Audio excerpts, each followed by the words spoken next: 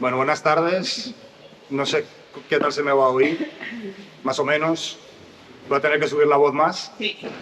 Bueno, no sé, igual te pido luego. Si me dicen que no se escucha, igual te pido el favor porque es posible que no sea suficiente. Nada, bueno, muchas gracias por venir. Muchísimas gracias también al Ayuntamiento, a Jonathan y a todo el consistorio que han organizado esta jornada tan completa que, pues eso, ha juntado un poquito de todo. La parte de la exposición, para los que hayáis podido verla con todas las piezas y la colección estupenda que ha venido. Y si no lo habéis visto, luego estará también abierta hasta las 7. Las 7. Merece la pena verla. Y luego pues toda la parte de recreación en toda esta zona de trincheras que han estado los colegas recreadores haciendo un trabajo estupendo y creo que ha quedado muy bien. Por mi parte, Sí, te lo pones así, puede ser mejor. Sí. Sí. Y de tres, bueno, dice tú, ¿eh? sí. Tira. ¿Está funcionando ya? Tira. ¿Prueba? Hola. Sí, vale, ahora sí. Pero va a ser mejor. Bueno, decía, por mi parte me comentaron si podía hacer una presentación, un repaso desde una perspectiva arqueológica. Yo soy arqueólogo y desde hace unos cuantos años formo parte de un equipo que estamos trabajando en unos cuantos frentes de la guerra civil en toda España. Hace ya un tiempecito, en 2014 y 2015, organizamos un proyecto que principalmente estaba orientado hacia Belchite, pero también estuvimos trabajando aquí en Mediana. Y bueno, la intención era presentaros un poco un resumen de los resultados para que no sé si alguien vio en su momento ya lo que estuvimos haciendo y si no, pues que lo conozcáis todos los vecinos, vecinas y gente que habéis podido venir, lo que estuvimos haciendo y hacer una pequeña resumen, introducción y contexto de lo que fue todo el entorno de Mediana dentro de la batalla de Belchite, que en realidad no fue batalla de Belchite, fue la ofensiva a Zaragoza, y un poquito un resumen de lo que pasó. Entonces, nada, gracias otra vez y espero no enrollarme mucho y que quede un poco claro toda la información. En cualquier caso, luego, cualquier pregunta que podáis tener o alguna duda o cualquier cosa que os pueda interesar, imagino que habrá un tiempo de preguntas o si no, después podemos hablar lo que os haga falta. Porque creo que una de las cosas importantes también es que no venga alguien a contar una historia, un rollo muy largo, muy corto, sino que vosotros contéis también vuestras experiencias, lo que conocéis, vuestras percepciones y que sea una cosa que tenga una doble dirección, no solo una clase magistral como de la universidad. Decía que esto está planteado desde una perspectiva arqueológica. La mayoría, a cualquier persona que se le pueda preguntar qué es la arqueología o para qué se utiliza o qué tiempo se estudia, siempre le va a venir cosas de la prehistoria, los romanos, cosas mucho más antiguas.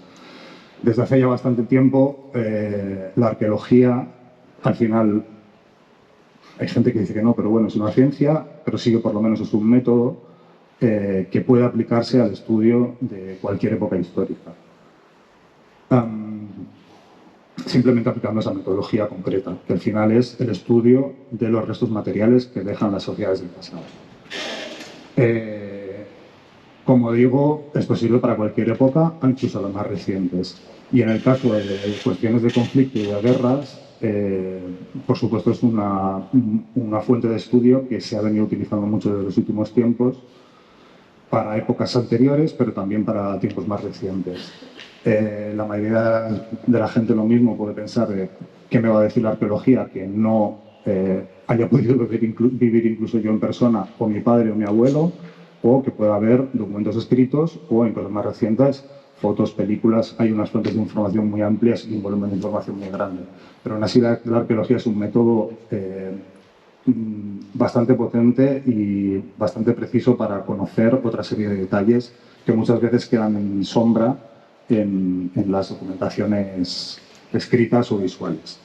Entonces, a nivel mundial y europeo se ha estado utilizando este tipo de especialidad para trabajar campos de batalla, pues por ejemplo en la Segunda Guerra Mundial o en la Primera Guerra Mundial, o por ejemplo uno de los primeros casos que se utilizó una aproximación arqueológica a un campo de batalla fue, habéis visto todas películas de indios y vaqueros y conocéis Little Bighorn y el general Custer. Pues ese fue uno de los primeros estudios que se hicieron de arqueología del conflicto y que se analizó un evento de una batalla o de un episodio de violencia desde una perspectiva arqueológica. Esto, por supuesto, se puede aplicar exactamente igual a la Guerra Civil Española, desde distintas maneras. Tradicionalmente, los años de posguerra fueron muy complicados y las toneladas de material bélico que habían quedado por los campos, seguramente lo sabéis perfectamente, se reaprovecharon, buscaron y utilizaron. En el fondo no dejaba de ser una forma indirecta de registro arqueológico, aunque al final el objetivo era no crear conocimiento, sino pues reaprovechar el metal o posteriormente también utilizarlo como objeto de colección. Esto hoy en día es diferente. Se aplican métodos de registro arqueológico muy precisos que exactamente en igualdad de condiciones se pueden aplicar a una cueva paleolítica, a un yacimiento romano o a un campo de batalla. Entonces, bueno, luego iréis viendo algunos ejemplos, pero es un método que da unos resultados aplicándolo de una manera precisa y metodológica bastante importantes. Como decía, formo parte de este equipo. Llevamos bastante tiempo trabajando, desde al menos 2006, en distintas localizaciones. En realidad hay más, pero son algunas de las más importantes y hemos trabajado un poco en varios frentes, bastante en el frente de Madrid, pero también en Aragón, en la batalla del Ebro o en zonas del frente norte. Y bueno, rápidamente algunos ejemplos, porque algunos tuvieron bastante repercusión. Por ejemplo, esto de aquí fue los restos de un brigadista, un soldado republicano que encontramos en una trinchera de la Fatarella en Tarragona, que bueno, permitió reconstruir un poco cómo fue ese episodio bélico, y el cuerpo se encontró con toda la munición y todo la impedimenta que llevaba encima, y se pudo saber cómo fueron las circunstancias de su muerte, qué pasó y bueno, una serie de cosas. Dentro de toda esta línea de trabajo, no lo he dicho antes, por cierto, esto es un proyecto o varios proyectos asociados que están englobados dentro del Consejo Superior de Investigaciones Científicas del Instituto de Ciencias del Patrimonio, que es un centro de investigación de Santiago de Compostela especializado en gestión del patrimonio, y dentro de ese centro hay este proyecto de arqueología del conflicto, que tiene a Alfredo González Riobal como investigador principal, que es uno de los expertos mundiales de estos temas y que es dentro de toda esa línea donde se está trabajando estas cosas. Entonces, claro, conocíamos, como todo el mundo conoce, Belchite y la batalla, y por una serie de circunstancias al final se terminó planteando hacer un proyecto en el que se interviniera en el entorno del Belchite en el contexto o con la excusa de trabajo sobre las brigadas internacionales. Se organizó este proyecto y fue en colaboración con una serie de instituciones, tanto españolas como inglesas, y además pudimos contar con familiares y gente relacionada con brigadistas que estuvieron combatiendo aquí. Entonces no solo estaba la parte de trabajo arqueológico, sino de conexión con la gente que descendía de las personas que estuvieron luchando por aquí.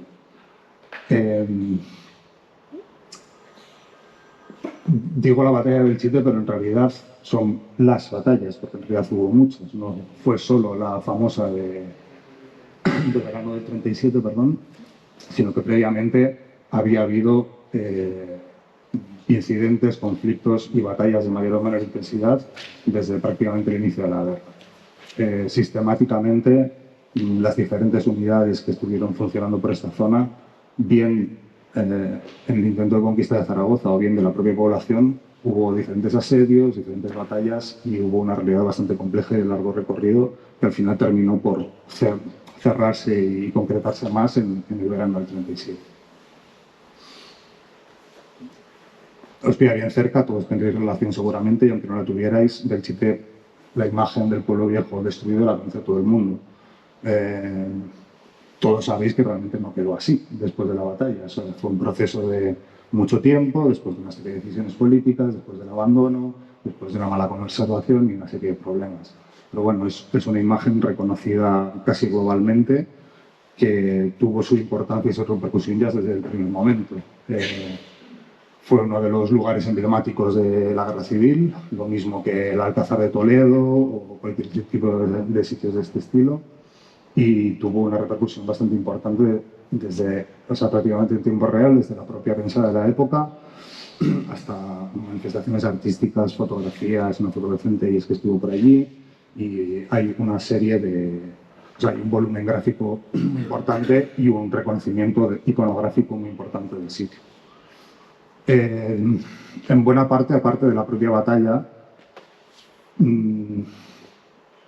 la trascendencia de ese símbolo vino en base a una decisión política de Franco, que decidió que ese pueblo no se iba a reconstruir, no se iba a volver a habitar, sino que se iba a construir un pueblo nuevo que iba a ser, pues, un ejemplo de la Nueva España y que iba a ser todo muchísimo mejor.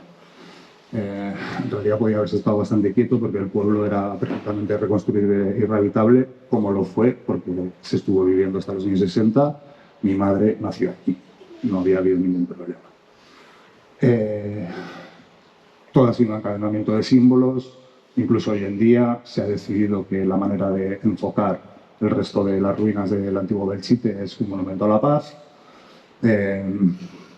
Esos símbolos se han ido cruzando a nivel político, desde parte de derechas con manifestaciones ilegales en realidad a día de hoy, o también como lugar de memoria del bando contrario. En este caso, esta mujer de la parte de arriba está con la foto de, ahora no recuerdo si era su padre o su abuelo, creo que era su padre, que murió allí, al lado de Elche, y era una de las personas que estuvo trabajando con nosotros.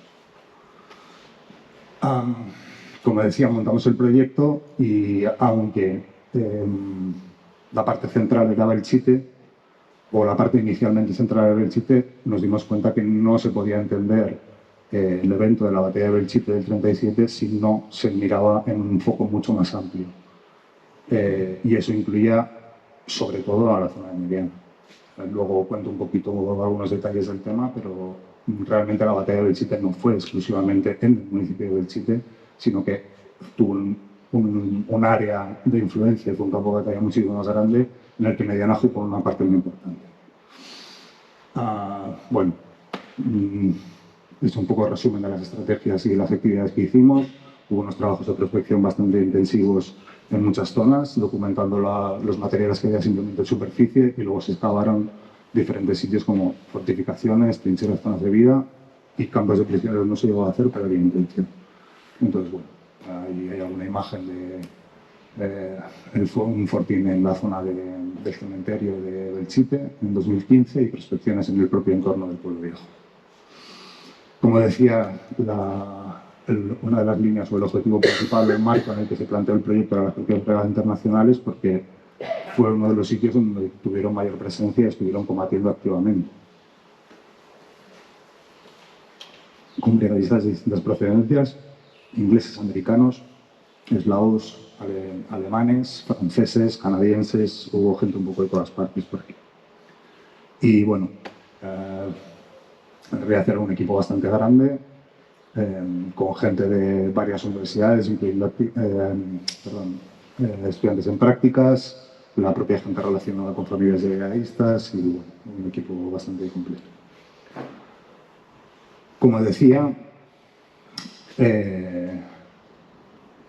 la arqueología es la ciencia que estudia los restos materiales dejados por el pasado, la materialidad. Y en este caso, la arqueología del conflicto de la guerra civil, pues estas son las cosas que estudiamos directamente. Material bélico generado por los propios combates, munición de todo tipo, granadas, en fin, explosivos, pero también objetos personales y la materialización de la vida de las personas que estuvieron luchando y muriendo aquí. Estos son algunos de los objetos que encontramos, incluyendo este ejemplo de aquí que encontró Jonathan y que fue una pieza importantísima y súper interesante. Y sí que intentamos siempre no centrarnos solo en la parte militar y en la parte bélica, porque era gente que estaba combatiendo, pero no dejaban de ser personas que intentaban seguir viviendo, aunque tuviera la muerte bastante cerca. Entonces, son todos objetos personales que hemos ido encontrando y documentando y que nos habla un poco lo que les pasaba por allí.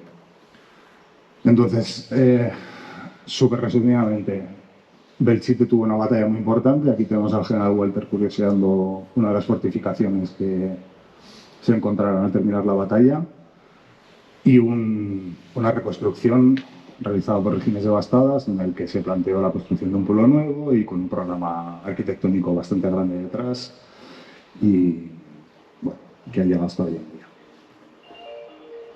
¿Y Mediana qué pasó? Pues en realidad lo mismo. Dejando atrás toda esa carga simbólica y esa trascendencia que ha tenido a lo largo del tiempo, Mediana tuvo unos combates igual de complejos, igual de duros, que ha dejado todas estas huellas que muchos conocéis y que desde el aire pues, se ven así de bien. Una batalla que estuvieron los brigadistas, pero también pasaron pues, algunas de las personalidades más importantes del conflicto, de la guerra. Estuvieron por aquí Lister, Modesto, todo el lado grande, la plana mayor del Ejército Popular Republicano y algunas de las unidades más importantes y más potentes del ejército franquista. Iréis viendo repetidas estas imágenes desde varias perspectivas. Buena parte de la información que generamos en las excavaciones se sintetizan y se concretan todo en sistemas de información cartográfica que además hoy en día se pueden expresar en 3D.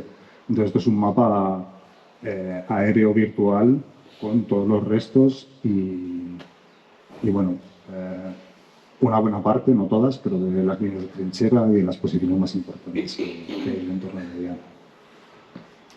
Y lo mismo que estuvo en una batalla, tuvo también una destrucción. El pueblo, aunque la gente que es de aquí lo conocerá, pero si preguntas a cualquiera de fuera, igual que Belchite sabe que se destruyó, medianamente probablemente, Mediana probablemente no tenga mucha idea, pero también quedó muy afectada.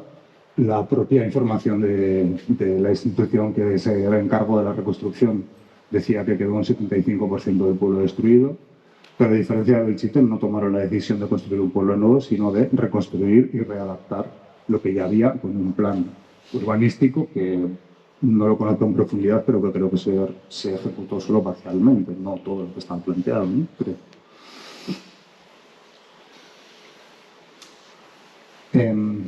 Decía que Mediana formó parte de esa batalla de Belchite y los dos, con otros serios escenarios, en realidad fueron parte de la ofensiva por Zaragoza, un plan militar que organizó el ejército republicano para tomar la capital aragonesa, que era un punto clave, una de las ciudades más importantes de todo el territorio. Y Mediana al final se integró dentro de la batalla en realidad como consecuencia de la dinámica que había llevado el enfrentamiento en ese momento en Belchite.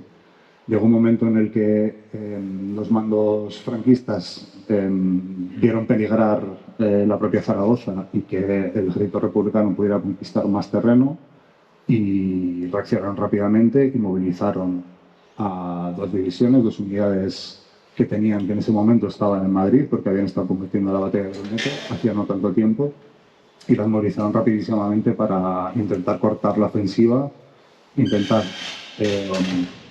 que no se llegara a Zaragoza y cortar la carretera hacia Zaragoza desde Belchite, que pasaba por Mediana.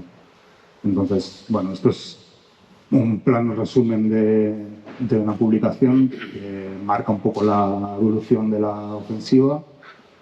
Luego vemos otra cosa que igual está un poco más clara, pero eso, se desplazaron estas 2 unidades. Eran fuerzas de choque muy experimentadas, eran gente que sabía lo que hacía y que por eso los mandaron. Entonces, rápidamente se desplegaron en pocos días y avanzaron hacia Mediana para responder al ejército republicano. La respuesta del ejército republicano fue precisamente mandar unidades también para continuar la ofensiva, pero también evitar que les rodearan y dieran una serie de problemas. Y la mayoría de las tropas que fueron a combatir en esta zona en ese momento inicial fueron precisamente brigadistas internacionales. Bueno, creo que el siguiente es el mejor. Bueno, claro, para trabajar sobre el terreno teníamos que hacernos un poco de composición del lugar e intentar localizar dónde pudieran estar estos brigadistas, y para ello pues hay una cartografía histórica bastante abundante en el que se marcaban en diarios de operaciones y en otra documentación cómo fue la evolución de los combates, dónde estaban posicionados, qué fue pasando, y a partir de análisis de esto llegamos a tener un poco claro sobre el terreno precisamente dónde estuvieron combatiendo y cómo había sido un poco la evolución de los combates. Esta unidad, la 13 División, empezó a avanzar en esta dirección para cortar la carretera mediana, no sé si se ve muy bien, pero está por ahí. No, perdón, está aquí. El objetivo final era el kilómetro 17. Habéis oído muchas veces el parapeto de la muerte. Es una de las zonas que estuvimos trabajando y donde fueron los combates más duros. Una vez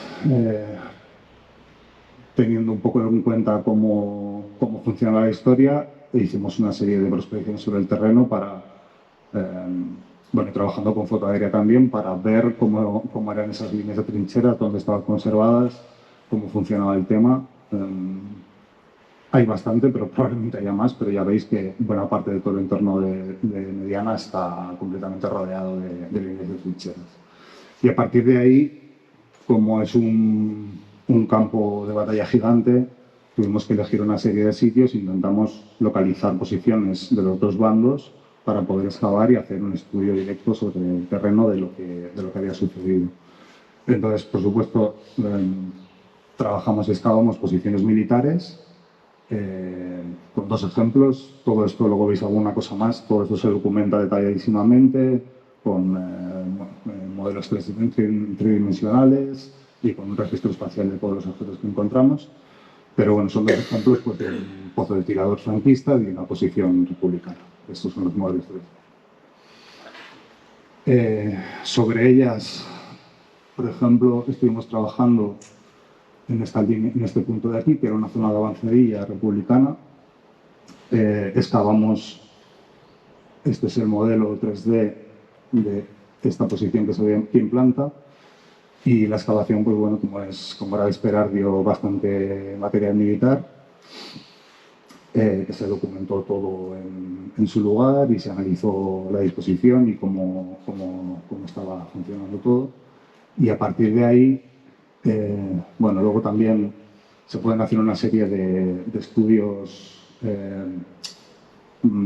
a través de estos sistemas de información geográfica, con análisis computacionales que permiten, por ejemplo, este es un ejemplo de mapas de visibilidad, que se llama, que permiten detectar desde un punto hacia otro, si se quiere, qué zonas tienen visibilidad, qué se ve y qué no se ve. Entonces esto, por ejemplo, viene muy bien para, en este caso estaba claro porque sabíamos dónde estaban las líneas de cada lado, pero con esta información sabemos perfectamente que hacia allá era una zona que desde la posición republicana no tenían visibilidad, con lo cual era una zona de retaguardia, y la primera línea de frente estaba establecida donde se conservan los restos, pero también a partir de aquí podemos ver dónde había más posibilidades de, viéndose o no viéndose, pudiera haber habido avances y ataques. Con todos estos materiales que se documentaron, se pueden hacer también análisis de densidades, dispersiones de materiales, una serie de cosas. Y, por ejemplo, se pudo comprobar cómo los puntitos rojos son casquillos disparados desde esa posición y todos los puntos azules son balas recibidas. O sea, se puede calcular e ilustrar gráficamente cómo fue la intensidad de los combates y dónde pudieron recibir más fuego y cómo pudieron pasar una serie de cosas. Luego, aparte de las excavaciones en estas líneas de frente, se prospectaron una serie de entornos de esas mismas posiciones, de esa zona del parapeto de la muerte que comentaba. Y bueno, con el paso del tiempo, buena parte del material ha desaparecido simplemente por degradación o bien por gente que ha ido cogiendo cosas por coleccionismo, ¿no? otras cosas peores. Pero aún así sigue quedando un registro material bastante importante, los combates fueron muy intensos y queda un material más que suficientemente representativo como para conocer cómo funcionan los combates y qué es lo que pasó. Entonces, bueno, tenemos aquí todos estos son restos de granadas, balas percutidas, balas disparadas, peines de munición, distintos restos de metralla, elementos de artillería y proyectiles, morteros, y un poco de todo. Y como decía antes, no solo de los combates, sino también la gente vivía allí. Entonces, junto con toda la munición aparecen pues, los restos relacionados con la vida cotidiana, desde restos de vestimenta. Con esto podemos sacar información de cómo funcionaba la alimentación, si estaba más organizado o menos, si recibían comida caliente o comida de latas. Una de las cosas que sí que están perfectamente representadas siempre son botellas de vino, anís o cualquier licor. Pasar tiempo en una trinchera pudiendo morir en cualquier momento con frío ayudaba a que el consumo de bebidas alcohólicas fuera bastante elevado y siempre solía haber, más en el bando franquista que en el republicano, un consumo de alcohol bastante elevado y eso nos encontramos. Y luego, habitualmente, y luego cosas menos habituales, esto es resto de un frasco de perfume. Se sabe que al final el olor de una batalla, tanto por la propia pólvora, o sea, los explosivos, cadáveres en descomposición, falta de higiene, a nivel de olor era bastante complicado y se utilizaban estos perfumes para intentar sobrellevarlo un poco. Pero también, bueno, se puede hipotetizar sobre que quizás era un recuerdo de la mujer de alguno de los soldados que pudiera estar, o bueno, en fin, son cosas un poco menos habituales, pero que también aparecen. Todos estos restos se sitúan espacialmente, se cogen su punto y su ubicación exacta con el GPS. Entonces, en esta zona que decía, todos esos puntitos son objetos que hemos ido encontrando. Cada uno de ellos se puede identificar. Los puntos rojos, rosas, son fragmentos de granada. Los puntos verdes son, no recuerdo, perdón, creo que son proyectiles impactados, y luego hay marquitas más pequeñas de peines disparados, o casquillos. Todo esto se puede analizar y traducir en estas imágenes y mapas de densidad que comento. Los puntos, las zonas donde hay más concentración de objetos son los de colores más intensos, con lo cual es donde además coincide aquí, en esta línea, o aquí en esta línea. Estos son de granada. Se puede ver dónde pudieron ser los ataques y dónde se focalizaron esos esfuerzos bélicos y esos combates más complicados. Estos son restos, es un mapa similar, pero con casquillos. Se ve también dónde pudieron estar los combates concentrados. Todo esto se puede combinar y además mezclarlo con otro tipo de información. Todos estos puntos blancos son cráteres de impactos de mortero. Entonces, bueno, en este caso está bastante claro que era donde estaban colocadas las líneas, pero como veis, están todas las líneas rojas, por supuesto, son las republicanas y las sublevadas. Como esos impactos de mortero están exclusivamente en las líneas republicanas, con lo cual sufrieron una serie de ataques bastante importantes, o esos morteros fueron cosas que utilizaron más el ejército republicano, el sublevado, que el republicano.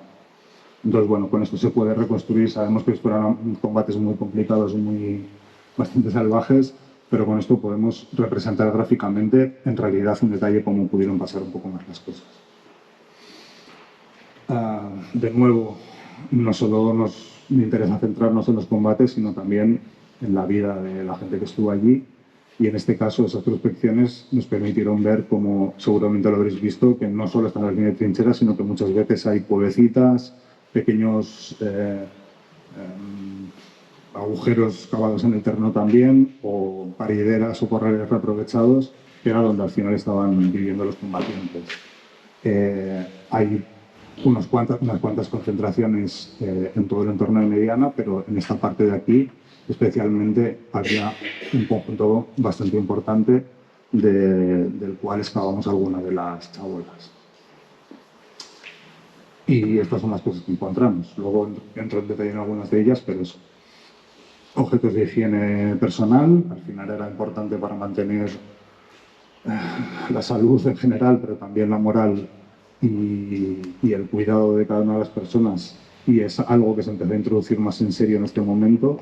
Un cepillo de dientes, una pasta de dientes, hasta ese momento había mucha gente que nunca lo había visto, tampoco lo había utilizado y se generaliza cada vez más en los campos de batalla. Esta es una vista perspectiva 3D de todo esto. Ya veis que hay un montón de ellas en toda esta zona de aquí. Esta es la parte que hemos visto antes, donde estaba, decía que habían recibido todo ese fuego y era el punto de disparo y de combate, y al fondo de las líneas inundadas. Y esto está protegido a contrapendiente. Al final esto fue una cuestión práctica y aprovecharon el terreno donde hubo, pero también había cierta tendencia o tradición militar a funcionar de esta forma. Uno de los colegas ingleses que trabajaba con nosotros, cuando empezó a ver todo esto en torno, directamente dijo: esto es igual que Galípoli, la batalla famosa de la Primera Guerra Mundial, que él había estado trabajando allí y había estado documentando. Estas son fotos originales de la época de soldados australianos e ingleses. Y ya veis que a simple vista la verdad es que es bastante parecido, el sistema es bastante similar. Y directamente lo relacionó y efectivamente era así. Nada, como decía, todo esto se documenta en detalle. En este caso se hicieron escaneados láser, tenéis aquí el modelo resultante. Aparte de para mejorar la documentación en detalle, esto se hace para, en el supuesto de que pueda haber algún problema, agentes climatológicos, cualquier tipo de obra pública destruya estos restos, por lo menos tenemos un gemelo tridimensional que ayuda a conservar esta chabola en este caso, o cualquier otro resto que se esté documentando, y si fuera necesario podríais incluso reconstruirlo a escala real, ¿no? Porque tienes la documentación esa. Eso es un escaneado de láser y esto es lo mismo, son modelos fotográficos, ya veis que tiene bastante detalle y tienes una documentación virtual exacta de lo que existe en la realidad. Entonces, bueno, lo que comentaba, se ve muy mal aquí, pero esto es el resultado final después de terminar la excavación de todo, y ya veis que en el suelo quedaban los restos de todos los objetos personales que se quedaron cuando los soldados que estuvieron en esta zona se marcharon. Y bueno, los objetos personales de higiene personal que decía, esto es un espejo, esto es un bacín para afeitarse, y luego, por supuesto, pues, elementos militares, cajas de munición, cartucheras, piquetas de alambrado. Eso es lo que aparece habitualmente. Aquí pasó una cosa bastante poco habitual y bastante extraña, que es que la arqueología genere información documental escrita. Dentro de todo este conjunto de restos que encontramos, apareció unos restos de papel, que es esto, en realidad es un libro con un montón de hojas pegadas. No sé si veis aquí que escasamente se veían algunas palabras sueltas. El estado de conservación era bastante regular, pero las características del terreno habían ayudado a que se conservara. Entonces, bueno, se trabajó con cuidado, se ha podido restaurar y pudimos leer algo más, y a partir de ahí vimos más palabras más concretas y pudimos localizar de qué se trataba exactamente. Y eran todos fragmentos del discurso de José Díaz, que realizó en noviembre del 37 en Valencia. Aparte de la curiosidad de encontrar ese tipo de restos materiales que no son tan habituales, también nos ayuda a datar el momento en el que estaba ocupada esa chabola. Sabemos que por lo menos tiene que ser posterior a esta fecha. Nada, ya terminando. Como decía, todo esto formó parte de un objetivo final que era Zaragoza. Lo fue desde el principio de la guerra, durante el año 37, y lo fue hasta marzo del 38. Todo eso generó un frente enorme con el conjunto de Belchite, pero también Puebla del Volcón, toda la línea del Sillero y una serie de fortificaciones que pasaban al otro lado del Ebro y continuaban exactamente igual, con un patrimonio bélico enorme. Esto tuvo una pequeña prolongación porque en teoría, en general, se puede decir, o la gente puede entender que en el momento que terminó la batalla de Belchite se acabó la ofensiva sobre Zaragoza, pero eso no es verdad. De inicio hubo un nuevo intento organizado en torno a Fuentes de Ebro con una ofensiva con tanques, que fue un fracaso. Pero la realidad es que, y es una de las cosas que se pueden ver aquí en Mediana, es que los ataques y los intentos de conquistar Zaragoza siguieron. Todo hasta finales, hasta inicios del 38, en el mes de marzo, cuando se organiza una ofensiva franquista que barre literalmente a las fuerzas republicanas, avanzan y los combates y la guerra se acaban en Aragón en general y sobre todo. Entonces, todo esto es importante porque aquí veis punteado alrededor es el término municipal de Mediana. Si recordáis un poco la imagen de antes, ahora sería todo este entorno de aquí, una de las partes con mayores concentraciones de restos y vestigios de todas estas operaciones militares y todos estos combates están dentro del término de Mediana. Entonces Mediana tiene un patrimonio bélico y de restos de la guerra civil muy importante. Muy importante. Quizás a nivel, pues no sé, fortificaciones en hormigón puede ser menor que en Belchite o en otros sitios, pero a nivel de campo de batalla como conjunto, Mediana tiene un patrimonio enorme. Y es algo que merece la pena conocer más, porque a nivel histórico, a nivel documental, hay muchas cosas que, bueno, son más o menos conocidas, están bien detalladas, pero sobre el terreno, pues hay gente que lo ha andado y lo conoce perfectamente, pero en general la mayoría de las personas no tienen ni idea de lo que pudo pasar aquí. Y están los vestigios que pueden hablar de todo lo que sucedió. Entonces, es importante que Mediana se reivindique un poco y la gente lo pueda conocer, porque no es solo Belchite, que parece que lo capitaliza todo, sino que Mediana tuvo un peso muy importante en todo este entorno y es algo que merecería la pena profundizar, como está haciendo Hans y como está haciendo otra gente, trabajando para conocer mejor lo que pasó aquí. Entonces, nada, era un poco contaros este resumen de todo lo que estuvimos haciendo y de lo que puede aportar la arqueología. Y nada, muchas gracias.